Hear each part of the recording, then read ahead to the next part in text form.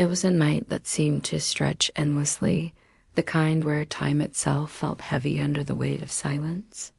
Outside, the storm raged with an almost supernatural fury. Rain lashed against the windows like angry fists, and thunder rolled across the sky as if the heavens were collapsing.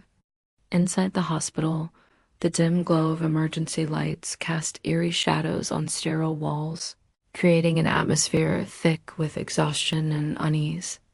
The nurses and doctors, weary from hours of relentless work, exchanged quiet murmurs and hushed tones, their faces pale with fatigue. Each step they took echoed through the empty corridors, a reminder of the solitude that cloaked the building. For a moment, it felt as though this would be one of those rare nights when nothing extraordinary happened, a fleeting illusion of peace amidst chaos. But then, without warning, the automatic doors at the main entrance groaned open with a mechanical shudder, breaking the fragile stillness. At first, no one moved. Everyone froze, their eyes wide with confusion and suspicion. Who or what could possibly arrive during such a tempestuous night? The sound of dripping water broke the silence as a shadowy figure emerged from the darkness beyond the threshold. It wasn't a patient or even a human being, it was him. A German shepherd, his once majestic coat now matted with mud and blood, staggered into view. His deep-set eyes burned with an intensity that pierced through the gloom, reflecting both desperation and resolve. Beneath the howling winds outside, he carried something in his jaws, a small bundle wrapped in tattered cloth, its edges frayed and soaked. The air grew colder, heavier, as if the room itself understood the gravity of what had just walked through those doors. For a heartbeat, nobody dared to approach him. Fear mingled with awe, paralyzing us all. Was this some cruel trick of fate? Or was this creature, battered by the storm yet standing tall, carrying a message far greater than any of us could comprehend? My hands trembled as I finally stepped forward, my heart pounding in my chest. Whatever lay inside that bundle, I knew, would change everything for better or worse. As the automatic doors groaned open, revealing Max's battered form, a collective gasp rippled through the room.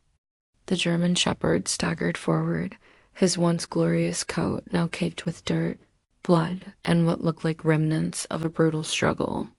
His fur was matted in clumps, and fresh wounds glistened under the harsh emergency lights, as though he had fought tooth and nail against some unseen enemy to reach this place. Every step he took seemed to demand every ounce of strength left in his body. His legs trembled beneath him, yet his determination burned brighter than any pain he must have felt. In his jaws, delicately but firmly held, was an old, frayed bundle of cloth that moved faintly, almost imperceptibly, betraying the fragile life within. Max's journey into the hospital wasn't just a walk. It was a pilgrimage of survival. Each labored breath he drew echoed through the silent hallways, mixing with the distant hum of medical equipment. When he finally reached the center of the room, his legs buckled beneath him, and he collapsed onto the cold, sterile floor. For a moment, time froze. He lay motionless, eyes closed, as if surrendering to exhaustion. But then, with a surge of effort that seemed superhuman, he forced himself back up, his weary frame trembling as he locked his gaze on the nurses and doctors who surrounded him. There was something haunting in those deep-set eyes, a plea so desperate it pierced straight through their professional detachment. It was as if he were silently screaming, "Save him. Please." The air grew heavier, thick with unspoken questions.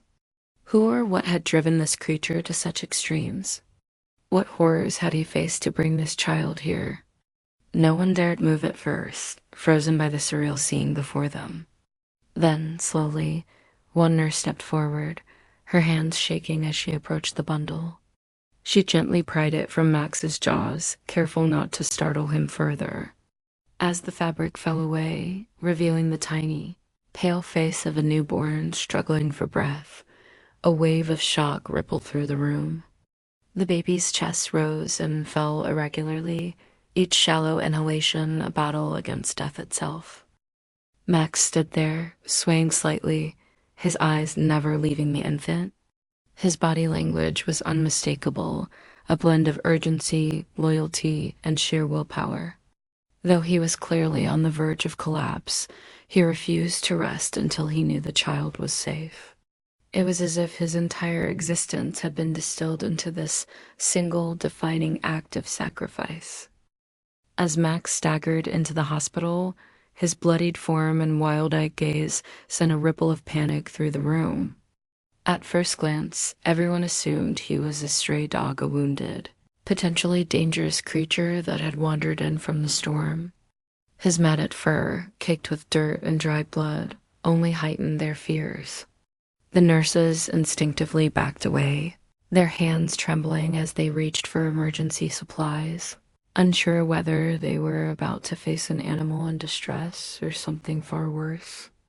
But then, as Max carefully placed the bundle on the floor and collapsed beside it, the reality of the situation began to dawn on them. One young nurse, her face pale with shock, hesitantly approached the mysterious package. Her heart pounded so loudly she could hear it in her ears. With shaking hands, she unwrapped the frayed cloth, and what she saw nearly made her faint. Inside was a tiny infant, his frail body cold as ice, his lips blue from hypothermia. "Oh my God," she gasped, her voice cracking under the weight of disbelief. "It's a baby barely alive." The room erupted into chaos as the medical team sprang into action. The heart monitor, hooked up within seconds, emitted a series of sharp, erratic beeps that pierced through the air like warning sirens. Each beat felt like a countdown to disaster. Every second slipping away brought the child closer to death. "Core temperature is critically low," one doctor shouted, his voice strained with urgency. "We need blankets, heat lamps, and 4 fluids now." Another nurse scrambled to prepare oxygen, her hands fumbling with the equipment as adrenaline surged through her veins. Meanwhile, the lead physician barked orders, his calm demeanor masking the storm of pressure brewing inside him. "Start chest compressions if his pulse drops further," he commanded, his eyes glued to the monitor where the jagged lines flickered weakly. Amid the frenzy, Max remained eerily still, his deep-set eyes watching every move with an intensity that unnerved even the most seasoned professionals. It was as though he understood the gravity of the moment, silently urging them to save the life he had risked everything to bring here. Yet, despite his calm exterior, there was something haunting about his presence, a reminder of how close they were to losing this fragile soul. Time seemed to stretch endlessly, each tick of the clock amplifying the tension. Could they stabilize the baby before it was too late? Or would their efforts fall short, leaving Max's heroic journey in vain? The chaos in the emergency room was palpable as Officer Daniels and his team arrived, their boots echoing sharply against the sterile hospital floor. The air buzzed with urgency nurses darting between machines, doctors shouting orders, and the faint but steady beeping of monitors signaling the baby's fragile grip on life. Max stood unwavering near the entrance, his deep-set eyes fixed intently on the infant as if guarding something sacred. When Daniels approached him, the German shepherd's demeanor shifted abruptly. His hackles rose, a low growl emanating from his throat, primal and protective. It wasn't aggression, it was fear, raw and unyielding, born out of a desperate need to shield the child entrusted to him. "Easy there, buddy," Daniels said softly, his voice calm yet firm, his hands raised in a gesture of peace. But Max didn't budge. He planted himself squarely between the officers and the baby, his body trembling with tension. Daniels understood immediately. He wasn't dealing with an ordinary dog. This was no mere stray wandering into the hospital by chance. Max radiated intelligence, loyalty, and purpose. Every movement, Every glance screamed that this animal had fought tooth and nail to save the infant now lying behind him. Daniels took a slow step forward, careful not to make any sudden movements. "I'm not here to hurt him, okay?" he murmured, his tone soothing. "We're here to help." The tension in the room thickened as everyone held their breath, watching the standoff unfold. For a moment, it felt like time itself froze, the weight of uncertainty pressing down on them all. Finally, after what seemed like an eternity, Max hesitated. His growl softened, though his gaze remained sharp and calculating, assessing every move Daniels made. Slowly, Daniels crouched down, maintaining eye contact while extending a hand toward the dog's collar. "You did good, boy," he whispered, his words laced with admiration. Max studied him for another agonizing second before relenting, allowing the leash to be clipped onto his collar. Even then, the shepherd glanced back at the baby one last time, his expression almost human. As they prepared to leave, Daniels couldn't shake the feeling that Max wasn't just leading them somewhere, he was entrusting them with a mission far greater than anyone could comprehend. The journey to the abandoned house felt like stepping into a nightmare. Nestled deep within a dense, shadowy forest, the decrepit structure loomed ominously against the pale moonlight filtering through the thick canopy of trees. The air was heavy with an eerie stillness, broken only by the occasional rustle of leaves and distant howls that sent shivers down everyone's spines. Officer Daniels signaled for his team to draw their weapons as they approached the entrance, their flashlights cutting through the suffocating darkness. Every sound seemed amplified, branches snapping underfoot, whispers of wind brushing past gnarled trunks, and faint, unidentifiable noises that made even seasoned officers uneasy. "Stay sharp," Daniels muttered, his voice barely audible over the pounding of their hearts. This wasn't just a routine investigation. It felt like they were venturing into something far darker, something primal. Inside, the stench hit them first, a nauseating blend of mold, rotting food, and dampness that clung to their skin like a second layer. The musty air was so thick it felt suffocating, forcing several officers to cover their mouths with their sleeves. As they moved deeper into the house, the wooden floor groaned beneath their weight, each creak echoing through the empty halls like a ghostly reminder of the life once lived there. In one corner of a dimly lit room stood an old crib, its wooden frame splintered and stained with dried blood. The sight froze everyone in place. Max, who had led them here, sniffed at the spot where the baby had lain, his body trembling slightly as if reliving the trauma of those final moments before he carried Noah away. Scattered around the room were fragments of a shattered, life-empty dog food bowls, tattered blankets, crumpled papers littering the floor. Amid the chaos, an officer spotted a crumpled envelope resting on a dusty countertop.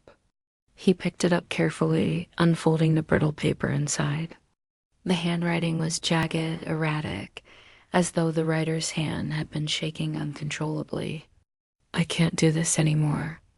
Everything is falling apart. All I have left is Max. He'll do what's right. Please forgive me." The words trailed off into silence, leaving behind a haunting void. It wasn't signed, but the desperation in every stroke was palpable. The letter painted a picture of unimaginable despair, a mother pushed to her limits, clinging to hope through the loyalty of her dog.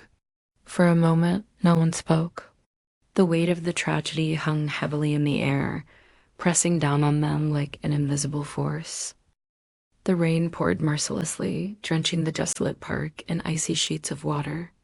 Rachel sat hunched on a cold, soaked bench, her frail body trembling uncontrollably, as if the storm itself had seeped into her bones. Her clothes clung to her like a second skin, heavy with rain and despair. She whispered Noah's name over and over again, each syllable a desperate prayer carried away by the howling wind. Her eyes were hollow, her face gaunt, as though she hadn't eaten or slept in days. Officer Daniels approached cautiously, his voice steady but gentle.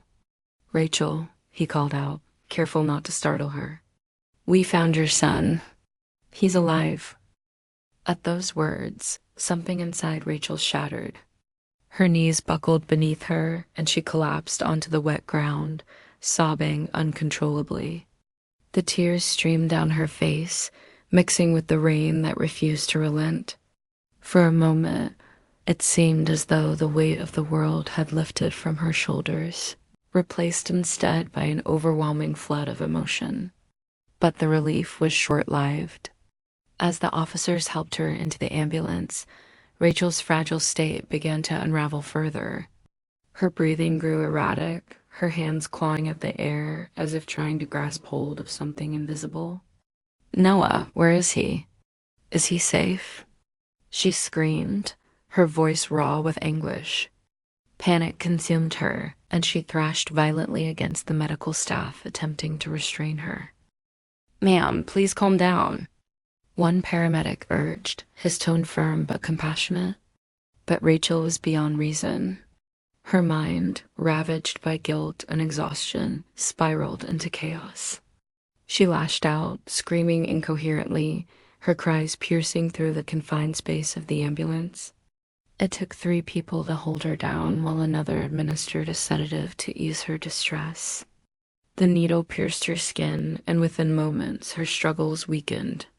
Her body went limp, her head lolling to the side as unconsciousness claimed her. Through the haze of her breakdown, one thought remained etched in her mind: Noah is alive. As the ambulance sped toward the hospital, the tension inside was palpable. The paramedics exchanged uneasy glances, their faces reflecting both concern and admiration for the woman who had endured so much. Max, sitting quietly in the corner of the vehicle, watched Rachel intently, his eyes filled with an almost human sadness. He had brought them this far, but the road ahead was still fraught with uncertainty.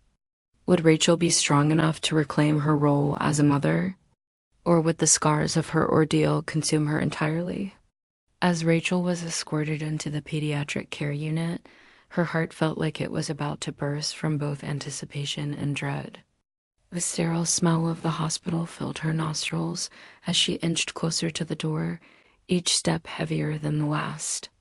When she finally stepped inside, the sight of Noah lying motionless on the small bed struck her like a tidal wave. His pale face, framed by medical wires and tubes, seemed almost unrecognizable, his frail body dwarfed by the machinery keeping him alive. For a moment, Rachel froze, her knees buckling beneath her as tears blurred her vision. "Noah," she whispered, her voice trembling with an ache that words could never fully capture.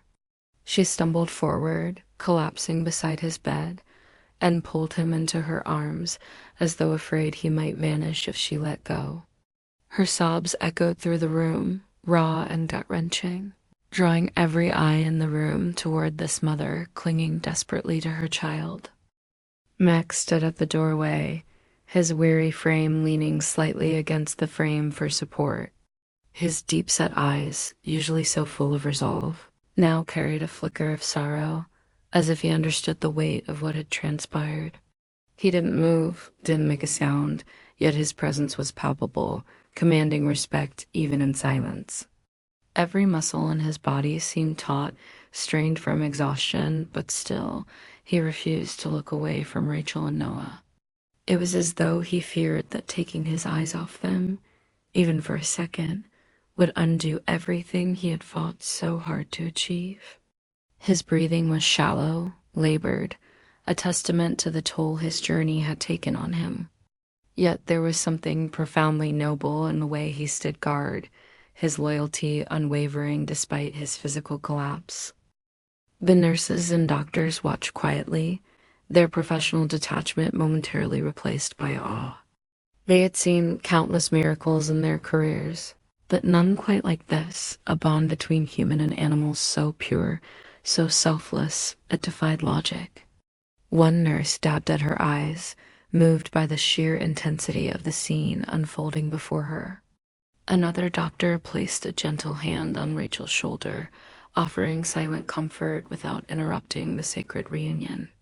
Meanwhile, Max remained rooted to his spot, his ears twitching faintly whenever a machine beeped or a soft whimper escaped Rachel's lips.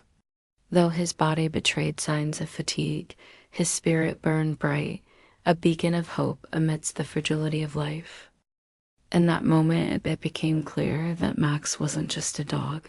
He was a symbol of resilience, love, and sacrifice, a silent guardian who had carried not only a baby, but also the fragile threads of a family's future on his battered shoulders. Noah's recovery was anything but smooth. The fragile infant, who had been on the brink of death when Max carried him into the hospital, now faced a new battle, one that tested not only his tiny body, but also Rachel's resilience. Days turned into weeks as Noah fought against sepsis, a life-threatening infection that ravaged his already weakened system. His small frame endured multiple surgeries, each one fraught with risks that left the medical team holding their breath. The doctors warned Rachel that even the slightest complication could turn fatal. Every beep from the monitors felt like a ticking time bomb, and every quiet moment in the ICU was laced with dread. "He's a fighter," one nurse whispered to Rachel during a particularly tense night, her voice trembling with both hope and fear. But even as Noah clung to life, Rachel found herself grappling with an entirely different kind of storm. Outside the hospital walls, public opinion raged like wildfire. News outlets picked up the story, sensationalizing details about a mother who had abandoned her child, only to have him saved by a dog. Social media erupted with harsh criticism, labeling Rachel as neglectful and selfish. Strangers hurled accusations without understanding the depth of her despair or the sacrifices she had made to ensure Noah's survival. Comments flooded online forums. How could a mother do this? She doesn't deserve her son back. The weight of these words crushed Rachel, adding another layer of torment to her already fractured psyche. Yet amidst the chaos, glimmers of compassion began to emerge. Local community members, moved by the full scope of Rachel's story, rallied around her. They learned of her struggles, the abandonment by Noah's father, the poverty that left her destitute, and her ultimate act of trust in Max. Slowly, the tide turned. Neighbors started visiting the hospital, bringing meals, handmade blankets, and heartfelt notes of encouragement. A local business owner even offered Rachel a part-time job once she was ready to return to work. Rachel, though overwhelmed by guilt and shame, found solace in these acts of kindness. She realized that while the world could be cruel, it could also be profoundly generous. One evening, as she sat beside Noah's bed, watching his chest rise and fall with labored breaths, she whispered, "We're going to make it, baby." Together. Max, lying at her feet, lifted his head briefly, his eyes filled with quiet reassurance.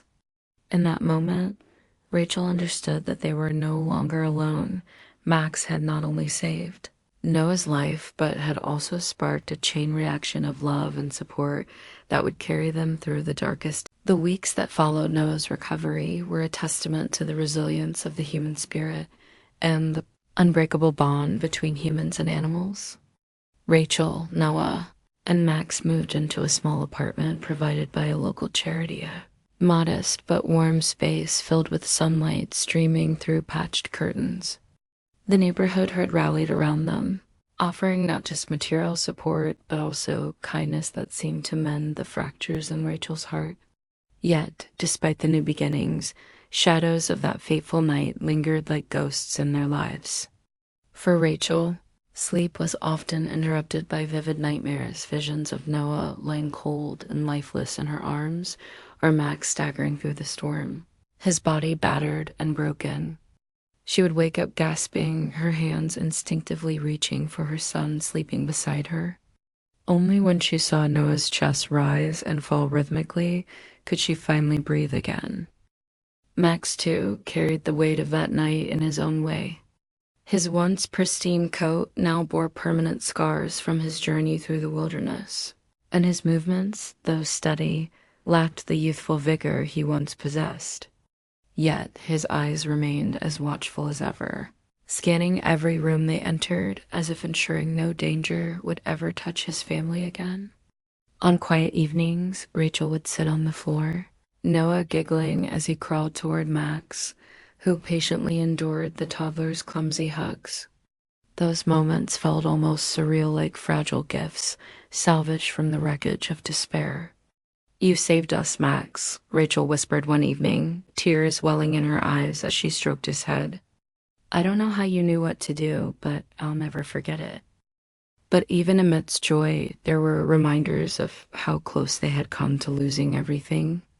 One afternoon, while playing with Noah in the park, Rachel froze at the sound of distant thunder. Her breath hitched, and she instinctively pulled Noah closer, her arms tightening around him. Max, sensing her distress, leaned against her leg, his presence grounding her. It was a small gesture, yet it spoke volumes about the depth of trust and love they shared. That storm passed without incident, but its echo remained, a reminder of the fragility of life and the strength found in unity. As days turned into months, their little family began to heal, piece by piece. Though the scars of the past would never fully fade, they became part of their story, a testament to survival, loyalty, and the unyielding power of love. Together, Rachel, Noah, and Max proved that even in the darkest hours, hope could shine through, lighting the path to a brighter future. As the story of Rachel, Noah, and Max draws to a close, it leaves behind an indelible mark on our hearts, a testament to the extraordinary bond between humans and animals. Max, a retired police dog battered by time and hardship, became more than just a loyal companion. He became a savior, a beacon of hope in their darkest hour. His journey through the storm, carrying a fragile life to safety, is not just a tale of survival, but a profound reminder of the sacrifices made out of unconditional love. Yet, this story doesn't end here, it begins with you. By sharing this narrative, you honor Max's courage and ensure that his legacy inspires countless others who may feel lost or alone in their struggles. Imagine the ripple effect. One share could ignite compassion in someone else's heart, urging them to act when it matters most. And while Max's story has touched us deeply, there are many more untold tales waiting to be discovered, stories of resilience, love, and triumph against all odds. Subscribe to our channel today and turn on notifications so you never miss these powerful reminders of what it means to truly care for one another. Together, we can create a community united by empathy and inspired by the extraordinary courage of beings like Max. Let his unwavering loyalty remind us that even in the bleakest moments, light can still break through, and sometimes that light comes in the form of a four-legged hero.